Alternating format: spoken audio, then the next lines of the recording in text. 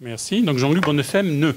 Donc, je suis directeur territorial PJJ Aquitaine Nord, donc pour les départements de la Gironde, du Lot-et-Garonne et de la Dordogne. Alors effectivement, je vous remercie de cette invitation et pouvoir faire part de l'expérimentation que nous menons en lien étroit avec l'association Le Prado sur la Gironde concernant la justice restaurative.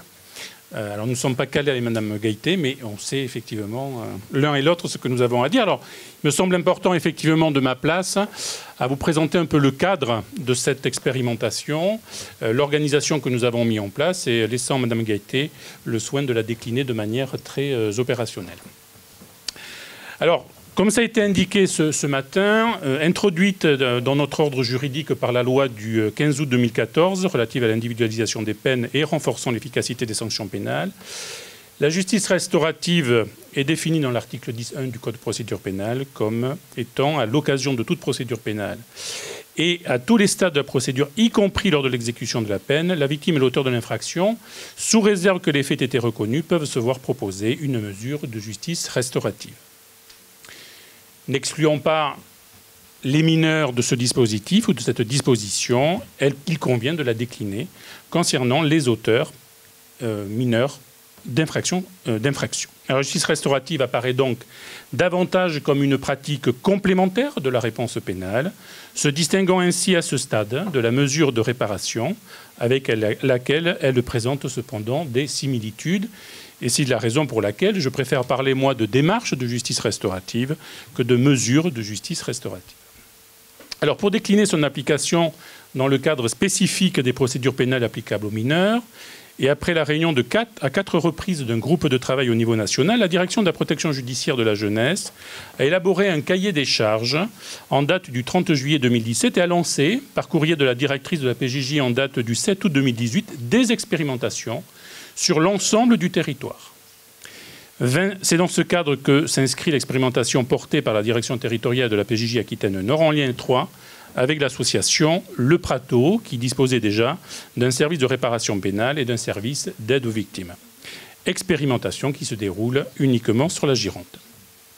Cette expérimentation, dont le souhait de la directrice de la PJJ, a 3 objectifs. Accompagner auprès des professionnels l'appropriation de cette nouvelle pratique, vérifier la faisabilité et la viabilité des préconisations du groupe de travail réuni par la PJJ au niveau national, élaborer à terme une méthodologie globale de mise en œuvre en permettant l'identification des leviers, des bonnes pratiques et des articulations nécessaires. Spécificité à l'origine de cette expérimentation par rapport aux autres expérimentations nationales, soit 20 expérimentations sur le terrain, le fait qu'elle se limitait, si on peut dire, aux infractions relatives aux atteintes et agressions sexuelles. Cette expérimentation girondine a fait l'objet d'une convention signée le 5 juin 2019 par les 2 acteurs, la PJJ et l'association Le Prado, avec les présidents et les procureurs des TJI à l'époque, on les appelait comme ça, de Bordeaux et de Libourne. Mise en place également d'un comité de pilotage territorial qui réunit les professionnels et les magistrats, ainsi que d'un groupe de ressources animé notamment par notre conseillère technique, j'y reviendrai tout à l'heure. Modifiant profondément les pratiques professionnelles, la mise en œuvre opérationnelle de la justice restaurative, sur la Gironde en tout cas, a nécessité temps et travail d'explicitation pour amener les professionnels de la PJJ, dont surtout les éducateurs, à s'en saisir. Sans compter les nombreuses questions qu'il a fallu résoudre avant de la proposer aux mineurs auteurs d'infractions sexuelles ainsi qu'à leurs victimes. Changement de posture dans les pratiques professionnelles du fait des principes mêmes de la justice restaurative. Je vais en citer 3. Une démarche qui est complémentaire de la réponse pénale dont elle se distingue, n'étant ni une alternative aux poursuites, ni une sanction pénale. Une démarche qualifiée de gratuite dans la mesure où elle ne doit avoir aucun effet sur la sanction ou l'exécution des peines. Une démarche animée par un tiers neutre, spécialement formé, veillant au respect de l'équité entre les parties. Il ne peut donc être l'éducateur référent du mineur suivi au titre de la mesure pénale. Il est donc attendu des professionnels un véritable pas de côté en dépassant le sentiment d'une dépossession que pour y vivre le référent éducatif auquel la démarche et le suivi du mineur échapperait, sentiment qui peut parfois être partagé par les juges des enfants. Sur la direction territoriale Aquitaine-Nord, cette expérimentation a nécessité de désigner un porteur de projet au sein de la direction territoriale, en personne de Sophie Benoît, conseillère technique, formant un binôme avec Madame Gaïté de l'association Le Prado. Que ce même binôme fasse le tour des unités du territoire pour rencontrer, sensibiliser les équipes, de favoriser la formation des personnels via l'École nationale de la protection judiciaire de la jeunesse, puis désormais le pôle territorial de formation de Bordeaux, l'objectif étant la formation d'à minima un personnel par unité de la protection judiciaire de la jeunesse en Gironde. Et de répondre non pas à la résistance, selon moi, des professionnels, mais à leur appréhension quant à la manière de présenter la démarche aux mineurs. Vocabulaire utilisé, choix du moment opportun. 9 situations ont été repérées depuis le lancement de l'expérimentation. Je laisserai à Madame Gaïté peut-être présenter les différents outils qui ont été mis en place. J'en citerai peut-être un, la fiche navette qui a été élaborée quand même pour informer les juridictions de la mise en œuvre de la démarche et permettre, le cas échéant, c'est important dans le cas de la procédure, au parquet, dans le cadre des alternatives aux poursuites ou aux magistrats du siège en phase présétentielle, de s'y opposer pour des raisons procédurales. Quelques questions demeurent en suspens. On en parlait ce matin de la place des parents. En effet, en cas d'autorité parentale conjointe, faut-il solliciter l'accord des 2 représentants? Auquel cas, s'il y a des accords des 2 représentants, faut-il considérer que l'accord est donné ou, à contrario, qu'il y a refus de la mise en œuvre de cette démarche? De même, en cas d'accord du mineur et de désaccord du ou des représentants de l'autorité parentale, doit-on considérer que l'intérêt de l'enfant prime sur l'autorité parentale et, le cas échéant, solliciter le magistrat, alors même que nous sommes dans le cadre d'une démarche parallèle à la procédure pénale? Ces questions demeurent en suspens, ce qui ne nous a pas empêché effectivement d'avancer dans la mise en œuvre de la démarche. Je vais laisser à Mme Gaïté nous expliquer la manière dont opérationnellement celle-ci est mise en œuvre sur la Gironde. Merci beaucoup. Katia, je ne vous ai pas dit, il faut un quart d'heure à peu près pour que je puisse, et que Mme Lavie Badi puisse aussi faire son intervention. Merci. Très bien. Bonjour, donc juste pour vous préciser, donc, je suis responsable d'un service de réparation pénale, d'un service de médiation pénale et d'un service administrateur ad hoc. Donc la justice restaurative est un dispositif auquel le service de réparation pénale et les professionnels du service se sont intéressés déjà depuis 2017, puisque à l'époque, en 2017, la PJJ proposait déjà une sensibilisation à la justice restaurative, et Citoyens et Justice avait déjà organisé une journée européenne sur cette thématique. Donc depuis 2017, nous nous intéressons à cette question. Nous avions décidé en 2018 de former l'ensemble de l'équipe à la justice restaurative par le biais de Citoyens Justice et l'ARCA. Donc les 6 éducateurs du service de réparation pénale ont été formés à la justice restaurative, à la suite de quoi, ou en parallèle, il y a eu donc l'appel à projet de la PJJ auquel nous avons répondu. Avec cette particularité, en effet, comme disait M. Bonnefemme tout à l'heure, d'axer la justice restaurative sur les infractions à caractère sexuel. Alors, il y a voilà, une explication à ce choix. D'une part, nous avions une augmentation des mesures de réparation pénale pour les infractions à caractère sexuel. Ensuite, dans l'accompagnement des mineurs dans le cadre des mesures ad hoc, nous constations aussi la nécessité pour les mineurs d'aller plus loin après le procès pénal qui était pour ces victimes insuffisant. Et donc on voyait bien qu'il y avait un besoin de plus d'accompagnement. Donc voilà, ce double constat. Et puis aussi, comme vous l'indiquiez tout à l'heure, il y avait un rapport Mercier de 2018 qui indiquait en effet une augmentation des agressions sexuelles de mineurs par d'autres mineurs. Donc voilà, face à ces différents constats, nous avions fait le choix d'orienter le projet sur les violences sexuelles. Alors, ces infractions à caractère sexuel, elles sont déclinées donc par les agressions sexuelles type attouchement. On y intègre aussi les diffusions d'images pédopornographiques, parce que même si on n'est pas sur un contact direct, il y a un impact quand même très important sur les victimes, et le harcèlement sexuel. Alors on avait aussi fait ce choix parce que la justice restaurative qui est utilisée dans des pays tels que la Belgique ou le Québec depuis déjà les années 80 a été pensée aussi au départ pour des infractions graves pour lesquelles l'impact sur la victime est très important. Donc c'est vrai que dans le cadre des agressions sexuelles, voilà, l'impact sur la victime est important et en parallèle, la justice restaurative a justement un intérêt très important et une place importante. Alors, les éducateurs donc, du service de réparation pénale ont aussi bénéficié donc, de formation de la PJJ sur les thématiques de sexualité, hein, notamment, par de très bons professionnels, et participent à des réunions interdisciplinaires avec Erios, qui est un service à Bordeaux qui dépend de l'hôpital Charles Perrins et qui est un CRIAVS, il me semble. Et donc, il y a des réunions interdisciplinaires qui permettent d'échanger sur des situations. Voilà. Et donc, les éducateurs sont engagés aussi dans ces échanges. Donc, pour nous, alors le processus, voilà, on évite de parler de mesures pour vraiment distinguer la mesure de réparation pénale du processus de justice restaurative et faire bien une distinction. On le conçoit comme la justice restaurative comme un prolongement vraiment de la réparation pénale. C'est-à-dire qu'on va aller plus loin. Voilà, on est à une étape supérieure. Alors, on a émis l'hypothèse de pouvoir rentrer dans ce dispositif par plusieurs portes.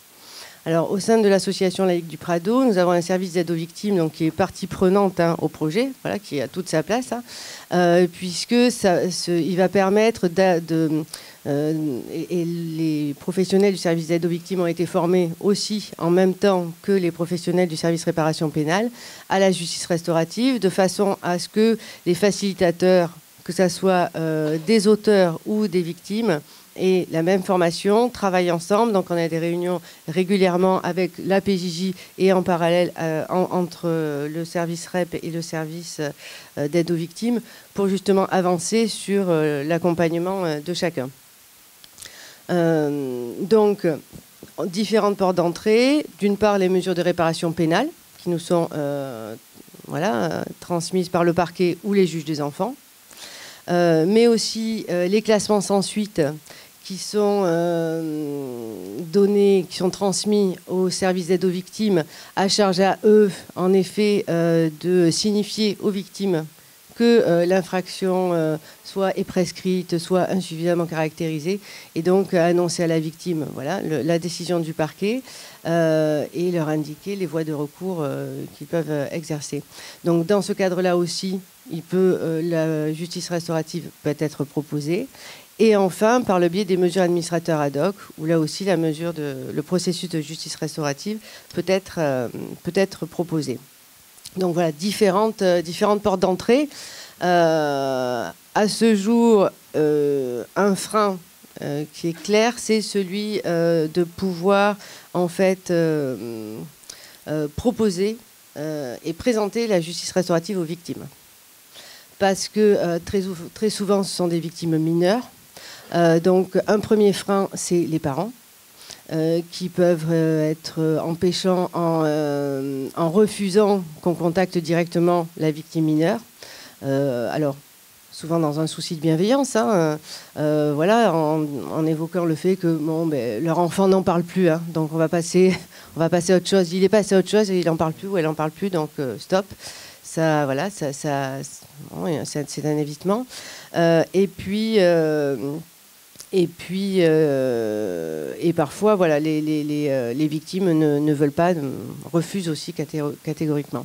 Donc, on avait décidé dans la répartition entre le service réparation pénale et le service d'aide aux victimes que les victimes seraient contactées par les professionnels du service d'aide aux victimes. À ce jour, on est en réflexion parce qu'au départ, c'était par téléphone, puis après par courrier. Mais face aux échecs, on est en réflexion sur comment pouvoir contacter en effet ces victimes. Voilà. Donc différents outils en effet ont été créés et les 6 premiers mois de l'expérimentation qui a débuté début 2019 ont permis de mener une véritable réflexion, voilà, d'une part sur voilà, les victimes, de quelle manière on s'y prend, qui informe aussi les auteurs, à quel moment, attention à ne pas venir percuter la mesure de réparation pénale. Voilà, il y a eu toute une réflexion pour essayer d'établir un process assez précis, mais assez ouvert aussi, pour venir modifier les lignes et réadapter au fur et à mesure de l'expérimentation. Donc, à ce jour, 9 situations, en effet, ont été repérées. Sur les 9, donc, il y a eu 9 présentations. Concernant les outils à mettre en place, alors nous, la formation que nous avons suivie par l'ARCA et Citoyens Justice, alors l'ARCA a créé différents outils permettant de proposer différents types aussi de justice restaurative. Donc, alors les rencontres directes, hein, ce qu'on appelle la médiation restaurative. On a aussi imaginé des rencontres indirectes. Alors, indirectes au sens, non pas entre l'auteur et la victime par un biais d'un écrit ou autre, mais vraiment d'un auteur et d'une autre victime, pas sa victime. Voilà. Et puis après, on a imaginé aussi le dispositif PARC, qui est le programme d'accompagnement restauratif collectif, où là, il n'y aurait que des auteurs accompagnés par donc 2 facilitateurs. Et enfin, un nouvel outil qui a été créé par l'ARCA qui s'appelle Fred, qui est un outil virtuel, voilà, qui pourrait être aussi un outil très intéressant, notamment pour les mineurs, mais pas que. Parce que voilà, c'est un outil virtuel qui permet en fait de rentrer dans un espace virtuel et qui permet au mineur qui a du mal à exprimer ses émotions d'aller pouvoir saisir des sphères de vie de ce qui existe aujourd'hui dans sa vie, mais de pouvoir en fait avoir un effet de grossissement de ces sphères, de savoir de façon à montrer l'importance de la sphère aujourd'hui, mais positive ou négative, selon la couleur qui est indiquée dans la sphère. Bon, c'est un petit peu complexe à expliquer comme ça, mais c'est un outil qui est en effet fort intéressant pour les mineurs qui ont parfois du mal à exprimer leurs émotions. Voilà. Donc rapidement pour vous dire que depuis septembre finalement on est dans véritablement la mise en œuvre de ce dispositif, que sur les 9 situations auxquelles la justice restaurative a été proposée, il y a eu des refus d'une part. Pour différents motifs, hein. Alors soit parce que le mineur avait réitéré, donc on était sur un placement, donc voilà, les parents ou le mineur n'étaient pas du tout voilà, prêt à cela. D'autres parce que finalement il avait pu rencontrer la victime, pas par notre intermédiaire, mais indirectement sur un lieu public, et puis avait pu échanger, donc il n'y voyait plus d'intérêt. Voilà, pour ces raisons-là. Alors, avant de mettre en place le dispositif, l'éducateur référent de la mesure socle, hein, alors que ce soit la mesure réparation ou la mesure ad hoc, l'éducateur référent va utiliser un outil qui s'appelle une échelle de motivation, qui va permettre de voir si le mineur est vraiment enclin et suffisamment motivé à rentrer dans le dispositif. De façon à ce qu'on imagine que lorsqu'il va voilà, intégrer ce processus, il ira, en tout cas, jusqu'où il en a besoin. Parce qu'il ne faut pas oublier un principe qui est très important, c'est-à-dire que toute personne, auteur ou victime, la distinction voilà, on ne fait pas de distinction d'ailleurs entre les auteurs et les victimes, chaque personne peut sortir du dispositif à tout moment. Voilà. Et ça, c'est un principe aussi important à signifier. Donc, il y a eu 3 échelles de motivation réalisées. Sur les 3 échelles, donc une mesure a permis de réaliser 2 outils supplémentaires qui s'appellent Visa et Besoin, donc des outils qui ont été créés par l'ARCA, qui permettent d'une part de se centrer sur la façon dont chacun a pu vivre la situation, hein, voilà, depuis l'infraction, voilà, comment c'était avant l'infraction, comment vous étiez, depuis l'infraction, comment est votre vie, quel a été l'impact de l'infraction sur votre vie, parce que la justice restaurative, c'est ça, en fait, on ne va pas venir réfléchir à l'acte, ou qu'est-ce qui a poussé à l'acte. En fait, on part du principe que la justice restaurative, c'est le fait qu'il y a eu un acte, et que cet acte a eu un impact tant sur la vie de l'auteur que sur la vie de la victime. Et que la trajectoire de vie a été modifiée de l'un et de l'autre. Donc comment on peut les accompagner, les soutenir dans le fait de reprendre leur vie en main. En fait, voilà. Nous, notre rôle de facilitateur, ça va être à un moment donné d'être là, garant d'un cadre qui va leur permettre de reprendre leur vie en main.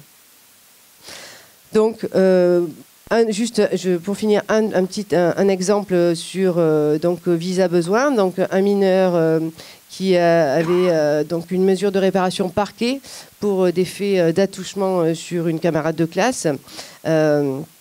Et donc, ce jeune homme, au début, s'orientait plutôt sur quelque chose de collectif, voilà, par peur de se retrouver face à la victime, de ne pas savoir quoi lui dire, voilà, de ce sentiment aussi de culpabilité, et puis aussi un sentiment d'injustice. Voilà, il y avait plusieurs sentiments qui s'entremêlaient.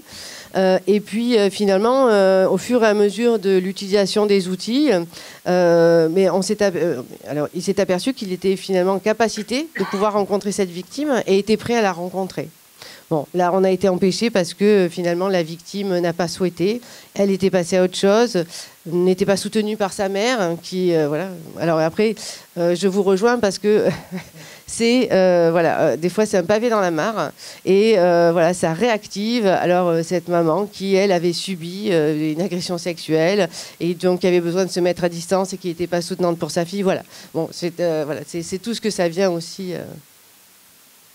Oui, Sophie ?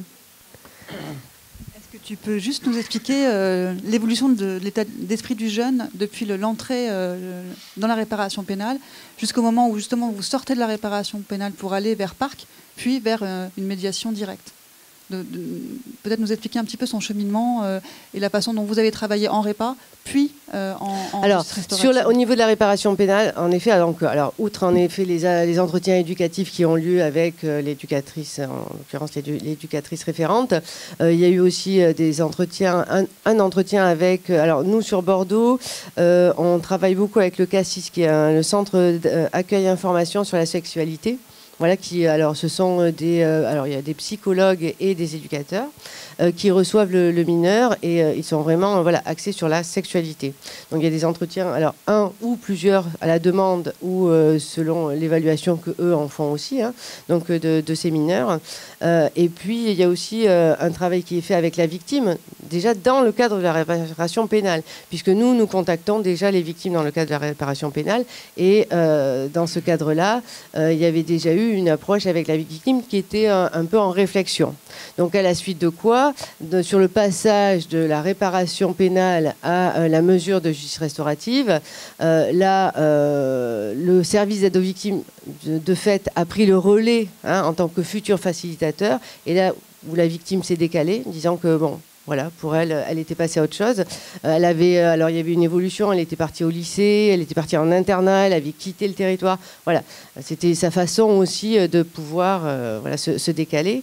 Et puis, concernant le mineur, alors j'imagine que les outils ont été, en tout cas, ont permis aux mineurs de, à un moment donné, se mettre à la place d'eux, hein, parce que c'est des outils qui permettent la décentration. Je ne voudrais pas rentrer, parce que c'est assez technique aussi, je voudrais rentrer trop dans les détails, mais expliquer que ces outils permettent aux mineurs de se décentrer et de fait de se mettre à la place de la victime. C'est-à-dire que le nom qu'avait dit la victime, qu'il n'a pas entendu, hein, mais lui, voilà, si tu étais à la place de la victime et que l'autre te dit non, comment tu réagirais, etc. Donc ça marche bien.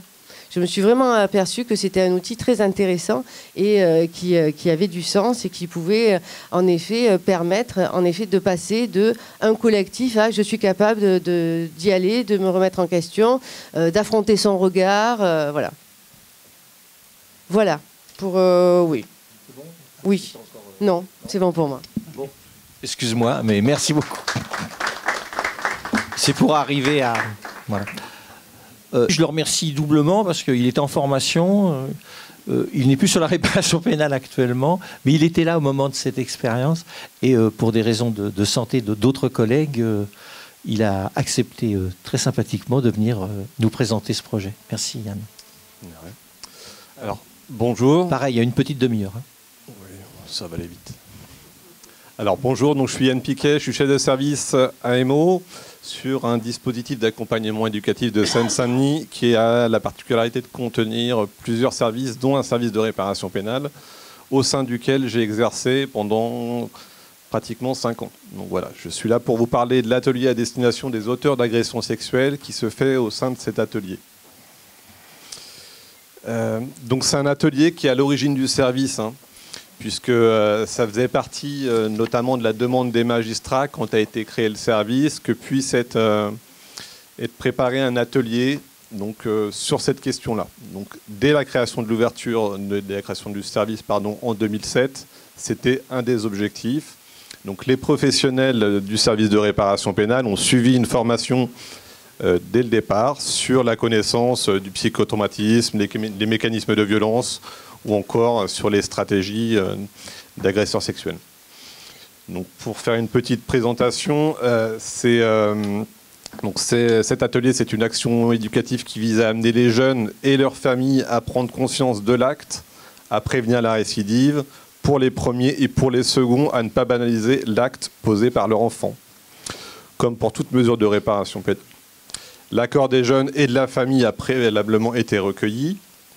L'atelier pour les auteurs d'agressions sexuelles est co-animé par les professionnels du service, donc les éducateurs. C'est un service qui compte 4 éducateurs, 4 professionnels.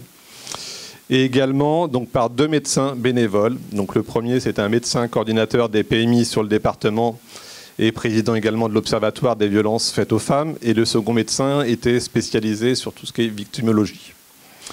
Donc, c'est un atelier qui est mis en place uniquement à partir du moment où il y avait au minimum 4 enfants. Les magistrats étaient prévenus que le délai donc, habituel des 4 mois de réparation pénale serait beaucoup plus long, puisqu'en général, c'est des mesures qui étaient exercées du fait du protocole un peu spécifique sur une année.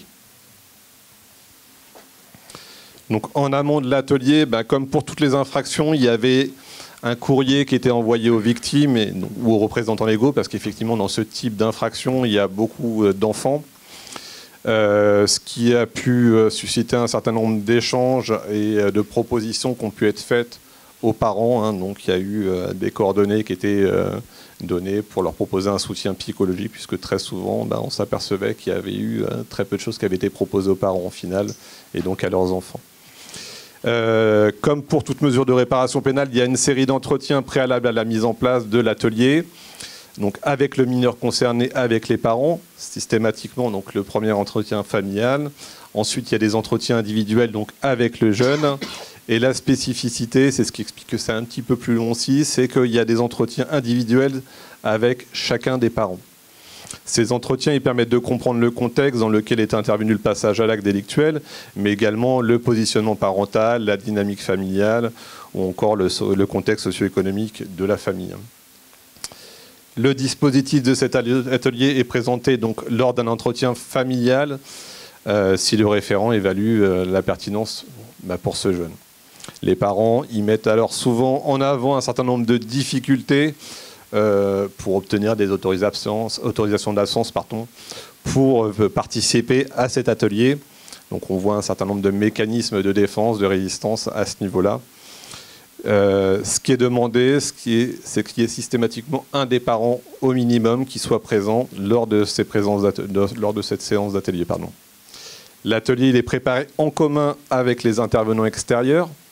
Donc à savoir qu'il y a au minimum 1 voire 2 réunions de préparation donc des éducateurs avec les médecins où chacun des éducateurs présente les situations. Donc c'est relativement long, mais c'est un moment indispensable.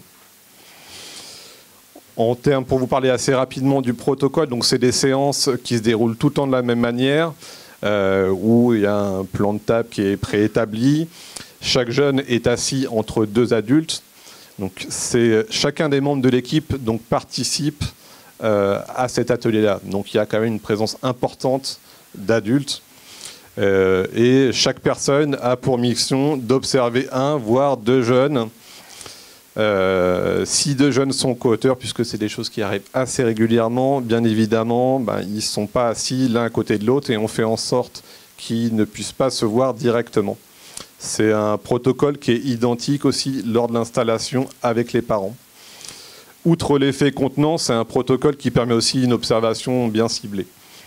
Donc c'est un atelier qui mobilise la totalité du service, cadre compris. C'est ce dernier qui ouvre et qui clôt chacune des séances en rappelant le contexte de la rencontre et les objectifs poursuivis. Il est spécifié que tout ce qui est dit dans le groupe des jeunes, comme dans celui des parents, ne sera pas abordé avec l'autre groupe. Mais bien sûr, les 2 groupes, par contre, la spécificité, c'est qu'ils vont visionner des clips communs, en fait, les mêmes clips. Ainsi, les parents et les enfants, ils pourront ultérieurement, donc s'ils le souhaitent, ils auront la possibilité d'échanger sur les documents qu'ils ont pu observer. Alors, pour vous parler un petit peu de cet atelier plus spécifiquement, de son déroulement, c'est un atelier qui se déroule sur 3 demi-journées, donc c'est 3 mercredis après-midi successifs, donc en présence des auteurs dans un premier temps, donc des enfants, et ensuite dans un deuxième temps des parents. Donc c'est 1h30 avec les enfants.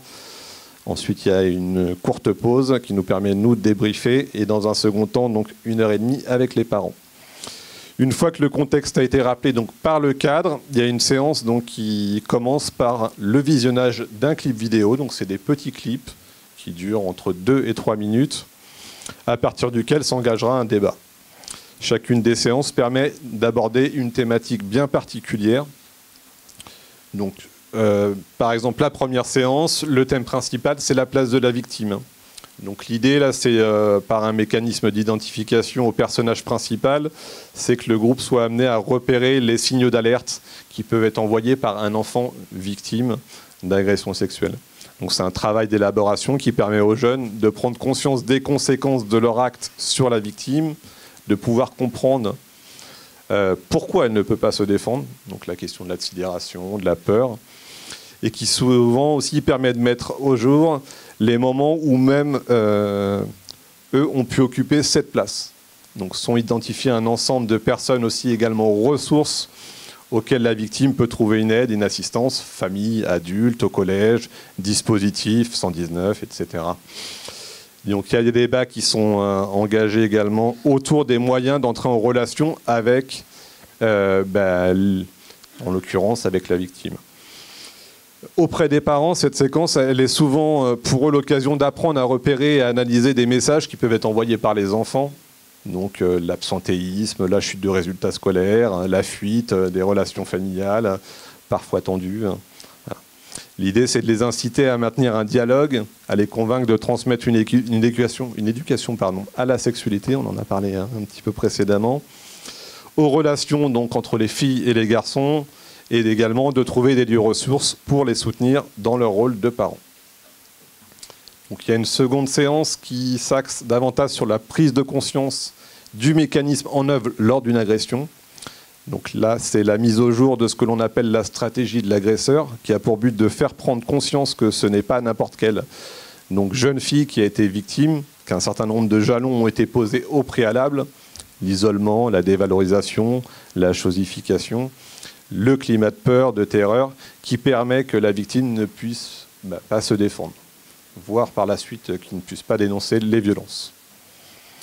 Donc c'est un travail de mise à distance qui favorise le retour aussi vers le libre arbitre des jeunes qui se sont laissés prendre par un phénomène souvent de groupe, puisqu'il y a aussi beaucoup d'agressions sexuelles qui sont commises en groupe, notamment dans les établissements scolaires, mais aussi qui permet de combattre une certaine forme de déni pour certains, puisque les propos qu'on peut entendre, c'est ça m'est venu d'un coup, je sais pas, c'est plus fort que moi. Donc de se battre un petit peu contre cette question de l'impulsion. L'idée, c'est de mettre en avant la question de la préméditation, l'exploration du vocabulaire qui sont également utilisés tant pour désigner les victimes, bouffons, bolos, etc., que les auteurs de rumeurs aussi, parce que c'est un vrai problème, une vraie question. La séance avec les parents, elle se déroule de la même manière. On aborde les mêmes thèmes. qui tourne souvent autour des sanctions familiales posées suite à l'acte également. Il y a aussi ce travail qui se fait sur les situations familiales qui sont douloureuses pour les enfants, deuil, séparation du couple, abandon, etc. Et de l'utilité de mettre des mots sur ces situations, de pouvoir entendre la souffrance de leur enfant. Donc, je continue sur la troisième séance. La troisième séance, on aborde différents sujets, notamment la question de l'influence du groupe et de la prise de produits stupéfiants, alcool. C'est un temps d'échange autour de ces thèmes qui permet d'identifier des signaux d'alerte, des lieux, des personnes vers lesquelles les familles peuvent également trouver de l'aide. Cette dernière séance se clôt par un bilan de ce travail de groupe. Les jeunes expriment assez facilement qu'ils ont mieux compris ce qui les a amenés à poser un tel acte, que l'atelier leur a permis de modifier leur façon de voir leur relation aux autres, avec les filles en particulier, de renouer le dialogue avec leurs parents. Le plus souvent, les parents, quant à eux, expriment leur satisfaction quant au travail qui a été effectué, qui leur permet de reprendre confiance dans leur rôle éducatif. La plupart disent qu'ils ont appris beaucoup quant à la nécessité du dialogue, à maintenir des signaux, à repérer. Pour certaines familles, il y a des adresses qui leur sont transmises afin qu'ils puissent entamer ou poursuivre en tout cas un travail d'élaboration qui a pu être en tout cas entrepris lors de cet atelier. Alors après l'atelier, à l'issue de ces 3 séances, il y a une nouvelle réunion qui a lieu entre les intervenants, donc entre les médecins et l'équipe, qui permet de mettre en commun les observations qui ont pu être faites, en vue pour les professionnels de travailler, de préparer un dernier entretien individuel avec le mineur, puis un entretien familial, et également de préparer la rédaction du bilan qui sera transmis au magistrat. À signaler que ces séances ont donné lieu à plusieurs signalements, à des prises en charge également psychologiques, également éducatives pour les enfants, mais pour les parents aussi. Pour vous faire un petit retour d'expérience, jusqu'en 2010, donc le service a organisé 2 ateliers par an. Les agressions sexuelles constituent alors au moins 5% de notre activité. Par la suite, c'est une activité qui a un peu décliné. Il y a eu notamment 2 années sans atelier donc à destination des auteurs d'agressions sexuelles, c'était en 2011-2013, mais il y a eu des années un peu plus importantes, je pense à 2017, où il y a eu pu avoir 3 ateliers. En plus de 10 ans, le protocole s'est affiné, il y a une compréhension des mécanismes des agressions sexuelles qui s'est améliorée. Ça a été cité précédemment, mais il y a des infractions extrêmement multiples. Ça va de l'agression sexuelle intrafamiliale à l'exhibition sexuelle, au viol et bien sûr à tout ce qui est diffusion, fixation, enregistrement d'images pornographiques enfantines. Juste quelques chiffres qui me semblaient assez significatifs. Donc sur les mesures d'agression sexuelle, il y a 2 tiers des mesures qui émanent du parquet, 1 tiers qui émanent des juges des enfants. Il y a eu un petit retour réflexif qui a été fait en 2011 avec donc sur les 4 premières années d'expérimentation de ces ateliers d'agression sexuelle. Donc sur 51 jeunes qui ont participé à ces ateliers, à noter que 60% de ces jeunes avaient entre 13 et 15 ans. Que 88% ont été victimes de violences physiques, voire de maltraitance. Que sur ces 88%, il y en a 1 tiers qui ont été victimes de violences sexuelles. 65% de ces enfants ont subi un abandon d'un de leurs parents. 57% ont été témoins de violences conjugales. Voilà. C'est quelques chiffres, mais qui montrent bien un petit peu et qui expliquent un certain nombre de choses. Très rapidement, les perspectives, puisque actuellement, donc, il y a une équipe du service de réparation pénale qui a été largement renouvelée. Donc l'idée, c'est de les former à cette problématique, de relancer donc, ces ateliers-là avec les intervenants extérieurs, voire pourquoi pas avec d'autres intervenants extérieurs. Donc ça, c'est une modalité de prise en charge, la modalité qui était le plus mise en œuvre. Il y a pu avoir des expérimentations aussi d'ateliers individuels, quand il n'y avait pas la possibilité de mettre en place ces ateliers-là. On fait le constat que c'est des ateliers donc, qui étaient menés par un binôme d'éducateurs et donc un enfant et avec ses parents par la suite. C'est des ateliers qui sont quand même nettement moins riches. Il y a pu avoir d'autres types de prise en charge aussi par l'équipe. Donc c'était toujours par un binôme d'éducateurs et un psychologue du service avec d'autres outils, notamment des questionnaires, des mises en situation, des articles de presse. Voilà, donc en tout cas, il y a une réflexion qui s'est faite autour de ça. Voilà pour moi.